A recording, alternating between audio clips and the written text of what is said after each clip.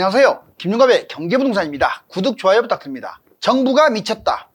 어제 오늘 연이어 터진 날벼락. 정부가 차주 나이에 따라 대출을 제한하겠다고 나섰으며 기존 투기과열지구 유지는 물론 토지거래 허가제를 풀 생각이 없다고 선언하였습니다. 집값이 오르면서 더 이상 규제 완화는 물 건너간 상황이며 오히려 집값 상승에 따라 서울과 신도시가 조정지역, 투기과열지역으로 묶일 수 있으며 청약, 대출, 세금 등의 규제가 강화될 것임을 시사하고 있습니다. 중국발 문제는 어느 정도 파장을 가져올까요? 유료 상담은 010-3999-8898 제가 직접 베스트타이밍과 입지를 추천해드립니다. 상담은 빠를수록 좋습니다. 지금 바로 전화 주십시오. 정부가 미쳤다. 이틀간 연이어 터진 날벼락. 이제 이 미국하고 중국하고 힘겨루기가 한창이었는데 지금은 이 상황이 아니라 중국이 아주 지금 위험한 상황에 처해 있어요. 과연 어떻게 될까요? 자, 먼저 정부 부동산 미쳤다. 가계대출 리스크 키운 50년 주담대.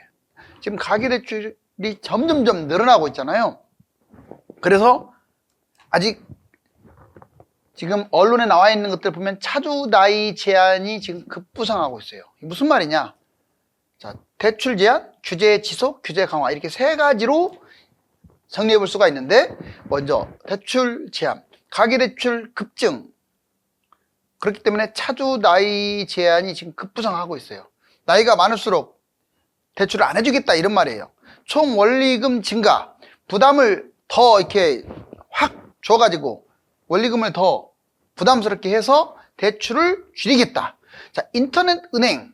지금 인터넷은행은 마음껏 지금 대출해주고 있잖아요. 주담대 규제를 특별히 더 강화하겠다. 신용도를 도입한다.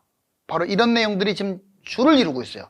한마디로 이제 대출을 줄이기 위해서 대출이 좀 힘들어진 상황이 이제 올 수도 있습니다. 규제 지속. 강남, 서초, 송파, 용산 지금 투기지역, 조정지역, 투기지역이죠 여기가. 그러면 실거주를 해야 하는데 이거 풀 가능성은 제가 보기에는 제로예요. 제로. 왜? 집값이 상승하고 있기 때문에 이제 영원히 실거주를 해야 할 것입니다. 자, 토지거래 허가제. 의무 실거주 지속. 여러분들 토지거래 허가제는 이제 어쩔 수 없이 풀어줄 수밖에 없는 곳이 있어요. 그걸 빼고는 주로 이제 주택, 아파트로 지금 토지거래 허가제 된 곳들 있죠. 아마 제가 보기에는 풀지 않을 가능성이 높아요. 왜? 역시 집값이 뛰고 있으니까. 추가 규제 해제. 집값 상승으로 사라져 버렸어요. 완전히. 이제 앞으로 또 이런 규제가 해제될 것이다. 이런 완화 대책을 우리가 예상했잖아요. 이제는 완화 대책은 없습니다. 다만 뭐 여러 가지 문제로 집값이 다시 한번 추락한다면 얼마든지 생길 수가 있죠. 자, 규제 강화. 규제 지역이 강화됩니다. 만약 조금 더 집값이 올라가면 아마 내일 총선 이후나 되겠죠. 총선 전에는 가능성 제로고, 자, 계속 집값이 올라간다 그러면 규제 지역 강화. 서울이라든가 신도시, 투기과열 지역, 조정지역 지정이 될 거예요. 그 다음에 세금, 대출 이런 문제. 취득세, 보유세, 양도세, 대출이 대폭 강화되고 그 다음에 세금도 대폭 강화되겠죠. 청약 제도 강화. 지금 청약 많이 이게 풀어줬잖아요. 줍줍도 많고 지금 민간 분양은 자 추첨제도 많은데 점점 그런 것들이 이제 가점제로 바뀌겠죠. 전매 기간도 확 늘어납니다. 자격도 청약 자격도 훨씬 더 강화되겠죠. 자, 이제 이거 한번 보세요. 국내와 국외 변수 거의 해결. 무슨 말이냐면 잘 한번 보세요. 작년부터 올해까지 집값 하락장애 또는 지금 반등장애 항상 그거 흐름과 반대가 되는 내용들이 나왔어요. 자, 이런 것들 때문에 집값이 폭락할 것이다. 자, 정말 그런지 한번 보자고요. 자, 지금 보면 이거는 이제 해외.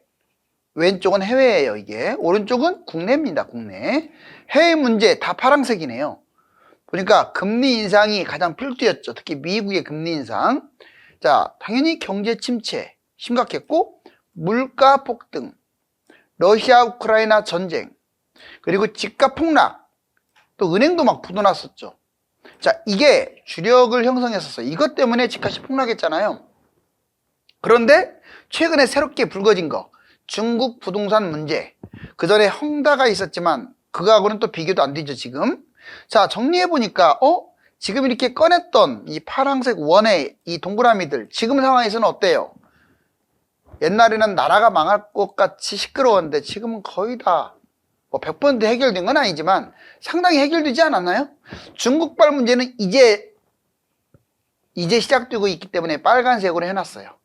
자, 한마디로 거의 해결돼 버렸어요. 그러니까 너무 막 비관적, 부정적으로만 보면 안 돼요. 여러분들 그랬잖아요. 이런 것들 때문에 저 역시도 1월 달에 집값 폭락한다고 했었고. 그런데 국내 문제도 한번 볼까요? 자, 가계부채, 미분양 심각했었죠. 집값 폭락, 건설사 부도, 그 다음에 PF 대출, 뭐 뱅크런, 새마을금고 같은 경우. 그런데 지금 어떻습니까? 자, 지금도 계속 진행형이나요? 물론 일부는 진행형인 것도 있지만 거의 다 해결되지 않았나요? 다만 역전세가 파란색입니다. 아직은 완전히 해결 안 됐기 때문에. 그런데 중국발 문제는 이제 출발점이라 이건 아직 해결을 좀 봐야 돼요. 근데 역전세는 제가 보기에는 해결된 것 같아요. 어느 정도. 왜? 이미 바닥 치고 전세값 뛰고 있잖아요. 한마디로 여러분들이 너무 비관적이고 부정적으로 생각하는 이 모든 것들이 세월 지나면 다 거의 해결되면서 꾸준하게 상승장에는 집값이 뜁니다. 다만 하락장에는 해결이 안 되기 때문에 집값이 폭락하는 거죠. 정부 부동산 부양책. 정부 부동산의 이제 부양책.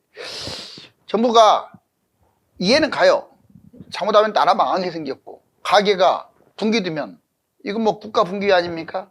금융도 부실해지고, 그런데 충분히 이해는 가지만 너무 집값 띄우기 쪽으로 가지 않았나. 한번 제가 6가지 뽑아볼게요. 먼저, 자, 금리 인상. 그래요. 금리 인상이 정말 심각했죠. 미국부터 해가지고. 그런데 어느 순간까지 금리 인상을 하더니 금리를 틀어막아 버렸어요. 그렇죠. 금리 인상을 통제했다 이 말이에요. 그래서 미국과의 금리 격차가 심하죠. 결국 집값 급락을 막았어요. 이것 때문에. 두 번째, 특례보금자리도 출시했습니다. 왜? 집값이 너무 떨어지니까 빨리 빚내서 집 사라, 이런 뜻이에요. 결국은 성공했네요. 솔직히 무주택자 입장에서는 땅을 치고 통곡할 문제예요. 맞잖아요? 유주택자 입장에서는 뭐 다 그런 건 아니지만 그래도 안도의 한숨을 이렇게 안도의 숨을 쉬는데, 무주택자 입장에서는 집값 폭락할 상황인데 오히려 막아버렸잖아요. 세 번째, 주택대출 상향. 주택대출도 확 늘렸죠. 내 집 마련을 유도시켰습니다. 네 번째, 정부가 부양책, 어떤 부양책을 썼느냐, 다주택대출 완화. 다주택자들한테도 대출을 완화시켰다는 것은요, 너희들 다주택자들 집 사라 이런 말이에요. 투자자들 주택 매입해라. 지금 너무 빠지고 있다. 다섯 번째, 자, 청약 전매 허용. 청약 전매를 허용함으로써 이 청약이 또 살아나야 매매도 살아나거든요. 특히 여기서 미분양, 건설사 미분양을 매입했다는 거, 그리고 둔촌주공을 구하기 위해서 막 온갖 수단 방법을 가리지 않았죠. 마지막으로 역전세 DSR 완화. 이제 역전세가 아주 시끄러웠었는데 DSR까지 완화시켜가지고 영끌들 방패막이 역할을 해주고 있습니다. 즉 지금 경매당하고 파산되고 하는 걸 막아주기 위해서 지금 DSR까지 풀어가지고 집주인들을 방패 역할을 하고 있죠. 자, 바로 그런 6가지 대책, 좀 제가 보기에는 진짜 그게 미친 정책 같은데요. 자, 집값 폭락 3가지. 항상 해외 요인이 100% 잊지 마세요. 어떤 분들은 이것 때문에 집값 폭락한다, 저것 때문에 집값 폭락한다. 자, 물론 IMF가 터지면, 이제 국내에서 IMF 같은 사건이 터진다면 국내 문제로 집값이 폭락하고 경제 위기가 터질 수 있는데, 솔직히 말하자면 뭐 전월세 문제가 됐든 간에, 역전세 말하는 거예요, 미분양이 됐든 간에 국내 문제로 집값이 장기적으로 폭락할 가능성은 제로에 가까워요. 왜? 여러분들 과거 시세를 보세요. 미국, 캐나다, 호주 이런 데하고 우리나라하고 거의 똑같이 가잖아요. 이렇게. 우리나라만 따로 가지 않는다고요. 우리나라에서 금융위기가 터지지 않는 한은. 근데 우리나라는 금융위기가 터질 확률은 거의 없어요. 여기 보세요. 그렇다면 이제 해외 요인으로 집값 폭락하는데, 이 해외 요인으로 집값 폭락할 것 같으면 집 사지 마시고, 이 해외 요인으로 폭락을 안 할 것 같으면 집 사시면 돼요. 보자고요. 중국 경제 위기, 미국 좋아할 것 없다. 대만 침공 가능성 커져. 지금 이게 급부상하고 있습니다. 예전부터 중국이 대만을 침공할 것이다 선언까지 했잖아요. 자, 여기 보면 먼저 집값 폭락 세 가지. 중국의 경제 위기, 부동산 연쇄 파산, 헝다, 비구이안, 완다. 그 다음에 중국의 경제 분기, 부동산과 별도로 이제 부동산이 원인이 되겠죠. 수출입, 성장률, 부채, 엄청나게 부채가 많아요. 폭발.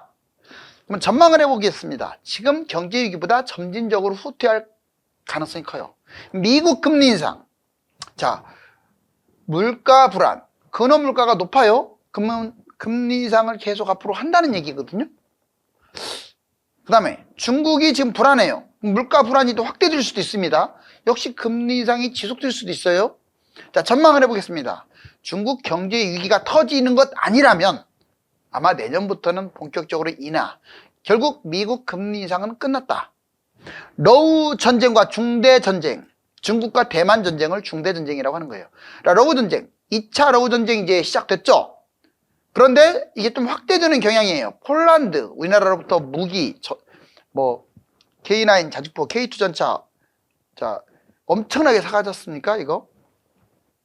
그런데 폴란드, 벨라루스, 바로 여기 지금 위기, 러브 전쟁의 확대 조짐이 보이고 있어요. 중대 전쟁, 중국 경제 위기 불만을 지금 많이 국민들이라든가 내부에서 품고 있죠. 이걸 예전에도 국내 문제가 생기면 꼭 전쟁을 일으켜요. 가뜩이나 전쟁하겠다라고 선언한 상태인데 대만 침공할 가능성을 염두할 필요가 있습니다. 자, 전망. 그런데 현실적으로 봤을 때 전쟁이 확대되거나 중대 전쟁은 현실성이 낮다. 부동산 매입 타이밍. 부동산 전문가들 추락 가능성은 없다라고 하면서 살 거면 오래 사라고 말하고 있습니다. 부동산 전문가들은 대부분 열에 5명은 보합, 거의 한 4명은 상승, 1명이 하락, 이렇게 전망을 하고 있어요. 그런데 부동산 전문가 말고 경제 전문가들, 특히 유튜브 하시는 분들이 이제 많이 폭락을 말하고 있으니까 구분 잘 하세요. 자, 부동산 전문가와 경제 전문가는 완전히 다릅니다. 부동산 전문가 말을 들어야 돼요. 여기 보시면 지표 개선, 해외 지표, 금리 인하, 경제 회복, 해외 집값 이런 것들을 봤을 때 이게 상승하니까 뛸 것이다. 국내 지표, 실거래가 올라가고 거래량도 늘어나고 매수 심리 좋아지고 있고 청약도 양호해요. 이것 때문에 뛸 것이다. 하다못해 분양가도 높고 서울 같은 경우는 지금 너무 공급 부족이에요. 위험 요인도 있습니다. 다 경제 위기, 중국 불안, 역전세난. 제가 보기에는 이제 중국이 경제 위기가 터지느냐 안 터지느냐, 지금 다른 요인은 없는 것 같아요. 금리도 게임 끝난 것 같고 중국이 경제 위기가 터지느냐 안 터지느냐 이거 하나만 보시면 돼요. 터지면 폭락하는 거고 안 터지면 상승하는 거고. 다만 경제 위기가 터질 확률을 퍼센트로 꼭 말할 수는 없지만 20% 미만으로 봅니다.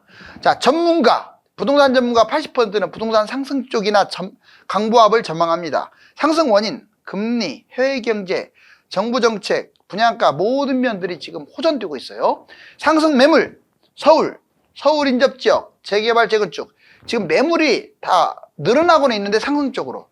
차별 매입 볼까요? 자, 아무리 집값이 올라간다고 해서 다 뛰는 게 아니에요. 입지, 아파트, 저평가, 세대수, 호재에 따라서 차별적으로 뛴다. 자, 차별, 신고가, 서울은 신고가, 회복, 경기도 중심 지역은 회복, 회복 불능, 상당수 지역들이 고점을 회복 못할 가능성이 커요.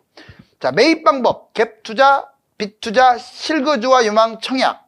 바로 이 여러분들한테 맞는 걸 고르면 되겠네요. 이제 매매 물량과 전세 물량의 차이점을 좀 보여드릴게요. 여기 보세요. 지금 보니까 2022년 6월달, 23년 1월달, 지금까지 폭락할 때네요. 폭락할 때 매물이 줄었어요. 이렇게. 이게 매물입니다. 서울의 매물. 그런데 여기 보세요. 자, 1월달이고 지금 8월달이에요. 상승할수록 매물이 늘어났네요. 왜 이런 일이 벌어졌을까요? 매물이 늘어나면 안 좋아야 하는데. 매물이 폭증한 건 아니에요. 이제 좀 늘어났잖아요. 이게 보니까. 자, 이 매물만 는 게 아니라 거래량도 늘어난 거예요. 매물이 늘어나는 것은 당연한 겁니다. 그리고 비싸게 팔겠다라고 하는 사람들이 일부러 내놔요. 팔지도 않으면서 비싸게 내놓는다고요. 그런 매물도 엄청 많아요. 그렇기 때문에 매물 증가, 이게 결국 집값 하락하고 직결되지 않는다. 꼭 기억하세요. 오히려 거꾸로 갈 수도 있다. 이렇게 매물이 줄어들면 집값이 폭락하고, 매물이 늘어나는데 집값은 상승하고. 자, 그런데 전세는 완전 반대입니다. 왜냐하면 전세는 기간이라는 게 있어요. 2년, 뭐 4년 이런 식으로. 여기 보면은 역시 물량이 늘어나니까 어떻습니까?